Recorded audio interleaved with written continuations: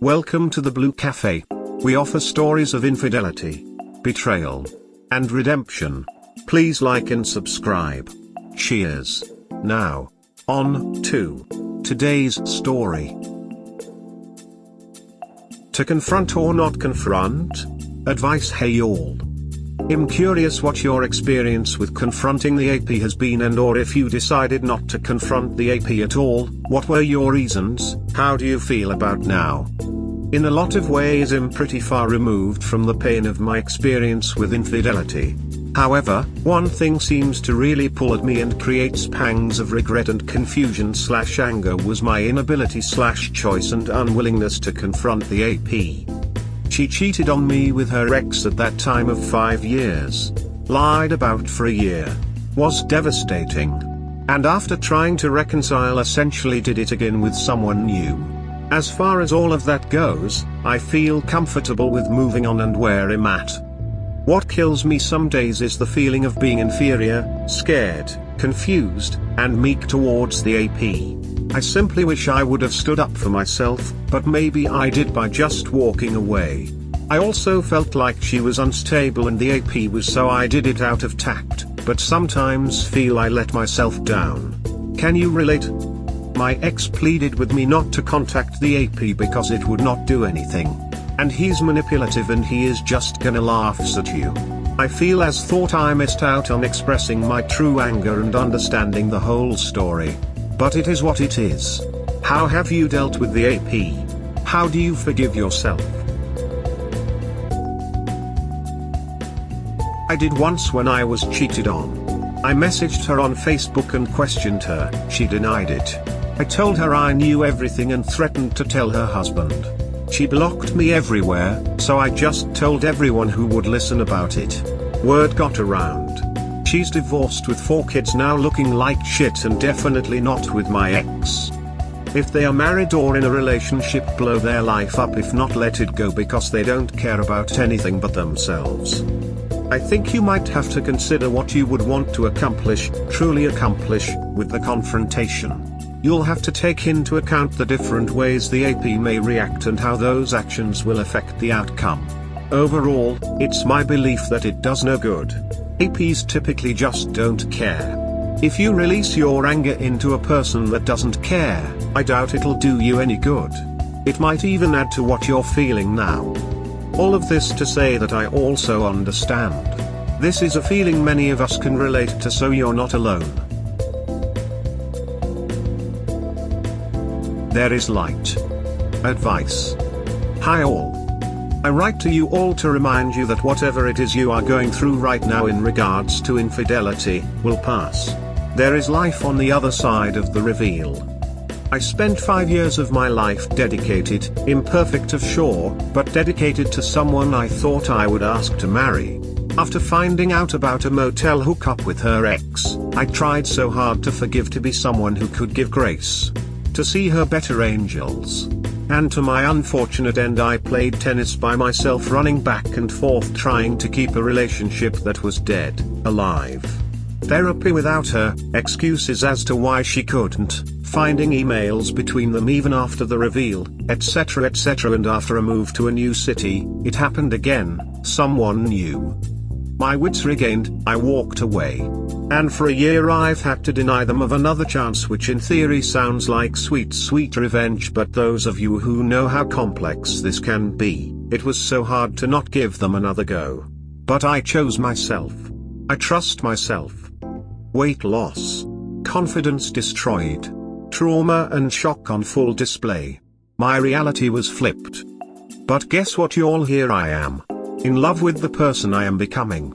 Free of a relationship that was drenched in mystery, uncertainty and deceit, all of which at the time I felt was sexy and exciting. Are you pulled back to your pain when you least expect? Are you more wounded than you thought? It's okay. We all are. This journey of infidelity is always a blessing in disguise. For you would not be who you are without it. And look at this beautiful community that we've created. Look at the strength you are displaying. Look at how grounded you are. We ask why me? But so does everyone in this life. We are not unique, our pain is not unknown. We do not choose the trauma, we do not choose the pain, but we certainly can own it and craft it into our journey. Forge it like a ducking shield that we will wield to move forth with courage. I am over 2 years removed from the reveal and in relationship. I'm finding love again, not just in a sweet human but myself. Pangs of grief and sadness roll in like serious weather systems determined to derail me from my path, but alas, I now know my strength. Love to you all, wherever it is you are. Your post is awesome and so full of hope. Thank you for writing this. So very helpful. I love your analogy of playing tennis by yourself. That is a very real representation of my situation as well, before the separation. Yours is a true success story. This is full of hope and about regaining that part of you lost in a relationship with infidelity. Unlike some of the guys who have posted on here, you actually had the self-respect to leave when you knew she wasn't going to change. This post proves that leaving the cheater and finding your better self is always the best option versus staying with someone who doesn't value you. I read too many stories from guys whose wives have cheated more than once or had a months-long affair, and they either stay for the kids or out of fear of being alone. It's sad and pathetic. Remember folks, there is always a way out from a cheater. There is light. A tool for the community? Indicators of healing. How do we evaluate our healing? Advice. Hey lovely community. I thought it might be helpful to develop a thread for those who feel like they are in the worst of it, the thick of the battle, and for those who might be a few years removed but still find the healing process to be confusing, convoluted, and have a hard time knowing if they are moving in the right direction. I write this 2 years from D-Day, 5-year relationship, and 1.5 years of letting go, 9 months of telling my cheating ex stop asking for another chance. I finally feel, although I'm making serious progress after feeling completely stuck, ruminating, playing victim, confused about if I made the right call to walk away, etc. etc. I'm hoping you can share your indicators of healing, your evaluation of what healing feels and looks like. For me, I no longer ruminate about what ifs or what they are doing. I'm free to focus on my own life in a way that is genuine way. This took approximately 1 year. I used to confuse the mystery and drama of the relationship with me ex-cheater and liar as a necessity to sexuality and excitement. I found after walking away I used to crave it. Found everyone boring. I now prefer open communication and clarity as an indicator of a real relationship. Thank God. This took about 1.5 years to overcome. Give us your indicators of healing. Below. Love to you all as we all navigate this monster. Actually, there is a formal assessment tool, the Fisher Divorce Assessment Scale. You could take it once a quarter to see how you are doing. Congrats on your healing progress. You are doing better than most, I think. Confronting clarity, years beyond the relationship, standing up for ourselves advice. Hey all. I'm noticing, as I heal, almost 2 years removed and in a new relationship, I find that some of the most difficult things to adjust to understand realize is that after D-Day and after essentially attempt at reconciliation and another D-Day, that I treated myself like shit. And more importantly, I was treated like garbage. All the normal things, gaslighting, lies, manipulation, stonewalling. All of these tactics deployed have not totally sunk in until now that I was begging, pick-me dancing, ignoring red flags, assuming responsibility for her cheating because I didn't support her etc. I took that shit on and assumed it was all me. Until now. Now, 1.5 years later, I see it all for what it was and is. Which is a continued salve on the process of healing but also confusing information. Have those of you have taken serious steps to heal, with some time past, realized the same thing? There is a part of me that so badly wants to write a letter letting her know I see her for who she is. I mean, I feel like I did share some of this when we were in the thick of it, but now I don't feel like I stood up for myself nearly enough. It sometimes, infrequently hurts to feel that she gets to move forward in her life without fully understanding what really went down, about all that is left of my hurt, but my sense is the best thing to do is keep the boundary and no contact strong, which in some ways feels more powerful than continuing to go back and forth. Anyways, how do you deal with the clarity that you now have? In one sense it is our healing, in another it is simply more to confront. Would love to hear how you'll deal with it. Write it all down, write her a letter but never send it, either burn it or keep it aside. If that's still your thinking, maybe you haven't fully moved on. A letter won't make you feel better, and she either feels shitty or she doesn't. You have someone new.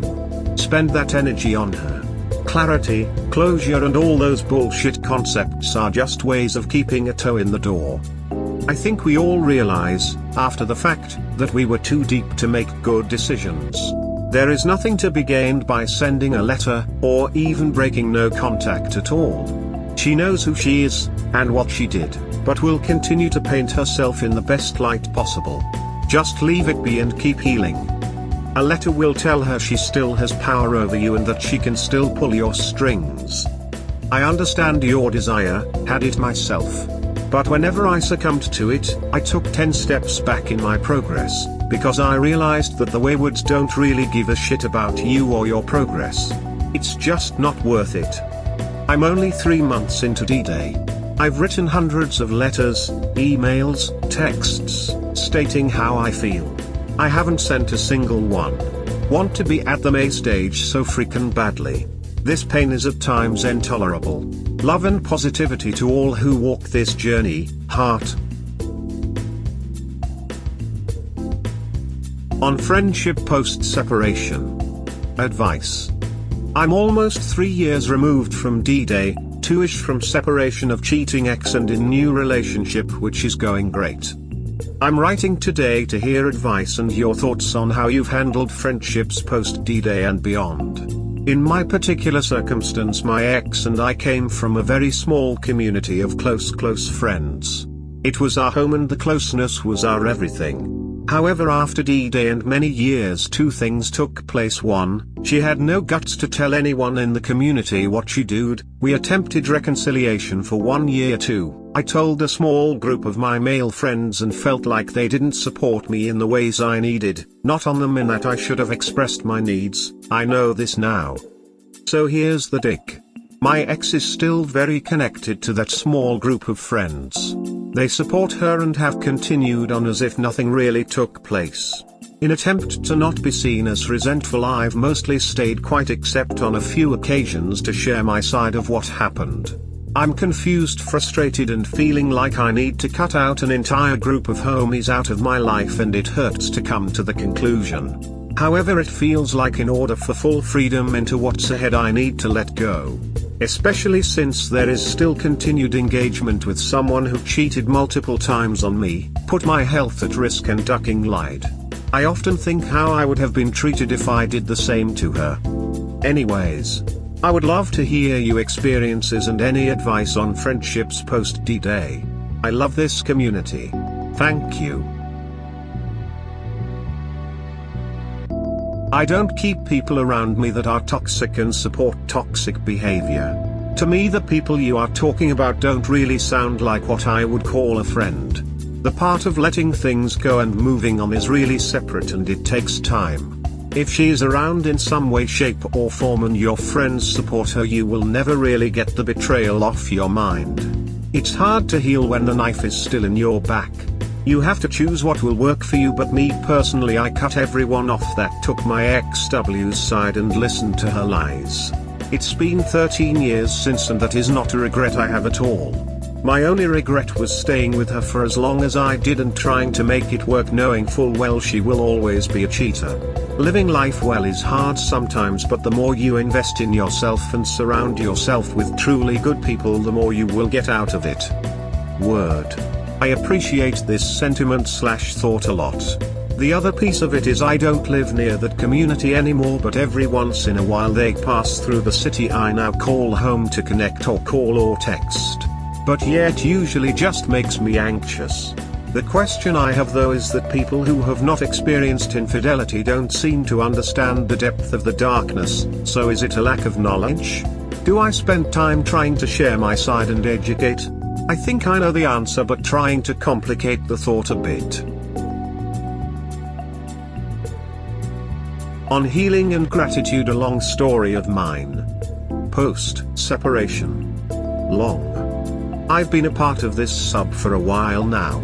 In so many ways this sub and you all who make it up have been unbelievably generous and thoughtful.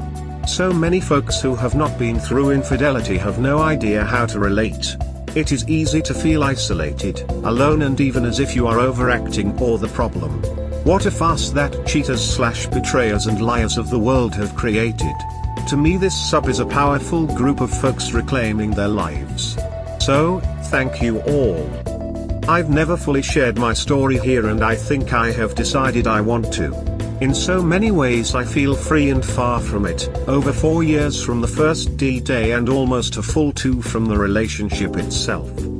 I met my ex my senior year of college. She was in a relationship at the time. She was with them for 4 years, left them an instant once we met. This should have been my first red flag, it wasn't. And to be fair, she left him because of emotional abuse. He was manipulative. I opened up my home to her, gave her a space to crash. I saw someone in need and my savior self fell in love, quickly. We were entangled almost from the get-go. A curse and blessing of being young. A second red flag I ignored, unconsciously or not, I'm not sure, but she would almost constantly speak of her ex the first year. For obvious reasons, no closure had taken place, no space had been given. But I took it as a challenge, something we had to overcome to get on the other side of love. An important subplot is that my brother is an addict, and as I met my ex, my brother was going through some of the most intense addict shit possible. Codependency was real for me with him and her. I confused love and lies. Saving and support. A psychological mixture deadly enough to leave you vulnerable in a way that is frightening. Giving yourself endlessly to empty versions of folks, leaving you empty.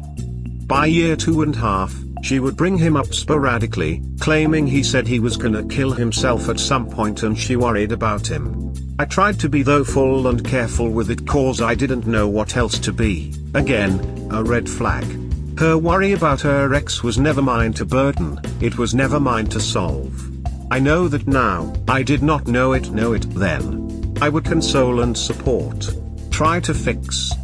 We were, as far as I was concerned, in a deeply committed relationship. The time came for us to leave where we had been for over 5 years, year 3 or so of our relationship. We would travel to my family's home country, a special trip for me, and excited to bring around the love of my life to my family in a far-off world. Before the trip she wanted to spend time at her home here in the States. We were separated for about 2 months. During this time she was essentially stonewalling me. I was anxious and could tell the distance was odd, but I just loved harder.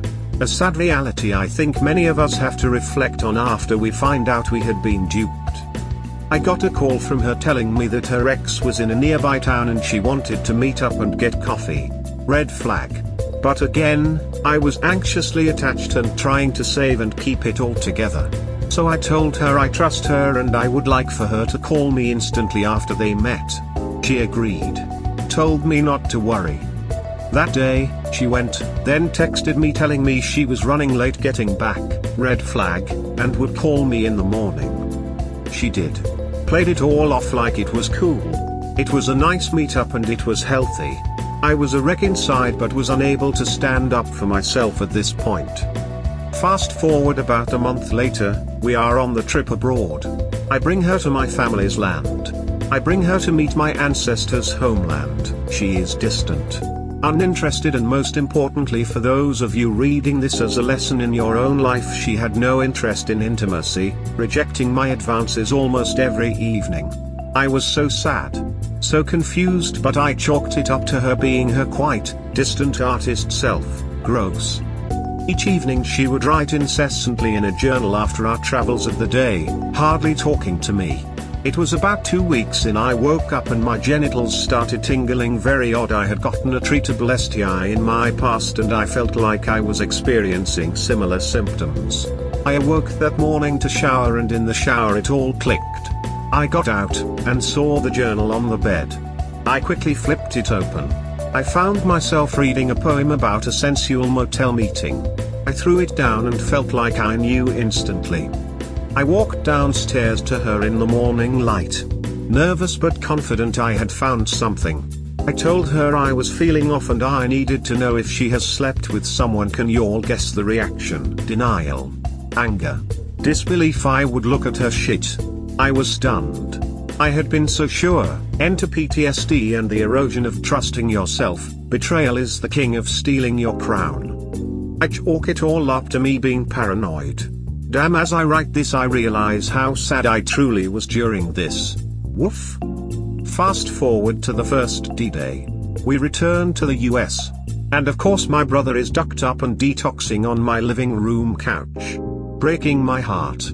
My ex tells me she is here for me and my family. I trust her. Then 2 days later I awake feeling the tingle again. I simply state I feel weird again. She breaks down. She tells me she slept with her ex in a motel. Here comes the saddest piece of the story. I begin to console her. I'm heartbroken. Confused. But I'm seeing my brother in her. I see someone broken. I see an opportunity to love. She convinces me that 2 things. 1, do not contact the AP because he is crazy. 2, she convinces me it has brought her to the light, that she wants kids and marriage, which I was talking quite a bit about at this point in our 5-year relationship. Again, I believe her. I spend the next year committed to reconciliation. I go to therapy, I read articles, I set my boundaries. This is where you all in the throes of it need to be careful. She said all the correct things, but she did not do anything. Made up excuses about therapy. Too expensive. Too busy. Also to note trickle truth about what happened that Eve is ongoing. From we just had one night of sex to okay we had sex 3 times to oh I actually met up with him when we first started dating but we never had sex. Fast forward about 6 months into recon. She receives an email from her AP, she tells me 2 days after. I ask to see her response. It is a lame duck. Hey, I'm happy now, please leave me alone, with hearts at the end of it. I'm upset and ask her to rewrite something. Again huge red flag. But here I am, fixing, trying to save. Trying to keep it all together. From this point on we agree we need to move and change our environment.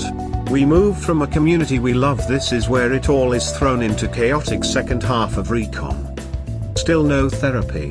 Still no real North Carolina with AP. Still me saving something dead in the goddamn water.